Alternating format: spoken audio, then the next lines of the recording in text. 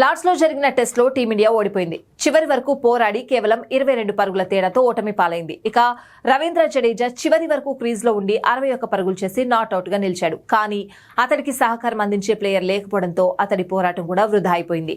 అయితే ఇప్పుడు బూమ్రా సెంటిమెంట్ మళ్లీ తెరపైకొచ్చింది. అవును, బూమ్రా సెంటిమెంట్ మరోసారి నిజమైంది. అదేంటంటే జస్ప్రీత్ బూమ్రా గొప్ప బౌలర్ అయినప్పటికీ బూమ్రా ఆడిన 47 టెస్ట్ మ్యాచ్ల్లో కేవలం 20 మ్యాచ్ల్లోనే టీమిండియా గెలిచింది. 23 మ్యాచ్ల్లో ఓడిపోయింది. ఇక 4 మ్యాచ్లను డ్రా చేసుకుంది. అయితే బుమ్రా లేకుండా టీమిండియా 27 టెస్టులు ఆడింది. అందులో కేవలం 5 మ్యాచ్ల్లోనే ఓడి 19 మ్యాచ్ల్లో గెలిచింది. మరో 3 మ్యాచ్లు డ్రాగా ముగిశాయి. దీంతో టెస్ట్ ఫార్మేట్ వరకు జస్ప్రీత్ బూమ్రాను టీమిండియా ఐరన్ లెగ్ గా ఫ్యాన్స్ పరిగణిస్తున్నారు.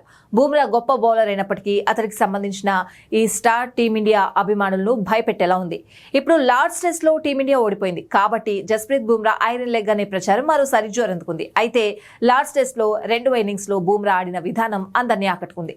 ఇదిలా ఉండగా 4వ టెస్ట్ లో కూడా జస్ప్రీత్ బూమ్రా ఆడతాడనే వార్తలు వినిపిస్తున్నాయి. మరి బూమ్రాపై వస్తున్న ఈ సెంటిమెంట్ నిజమే అంటారా లేదా యాదృష్టికంగా జరుగుతుందా?